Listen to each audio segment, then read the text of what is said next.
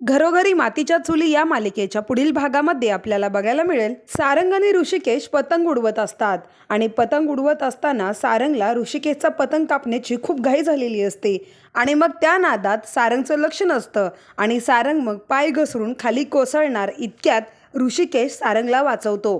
सारंग खूपच घाबरलेला असतो। ऋषिकेश मग सारंगला म्हणतो, चालताना जरा आजूबाजूला बघत जा सारंग, नाहीतर काय आहे ना पाय घसरून तोंडावर पडण्याची शक्यता असते।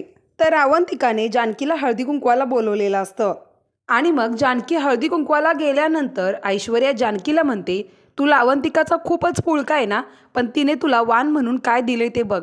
तिने तुला वाणामध्ये जुनी साडी दिली आणि मग जानकी ते दिलेलं वाण उघडून बघते तर ती सुमित्राची पहिली संक्रांतीची साडी असते आणि आईंची ही पहिली संक्रांतीची साडी आपल्याला दिले म्हणून मग जानकी खूपच खुश होते आणि ऐश्वर्याला म्हणते, जानकी खूपच खुश होऊन मग ऐश्वर्याला म्हणते, ही तर आईंची पहिली संक्रांतीची साडी आहे।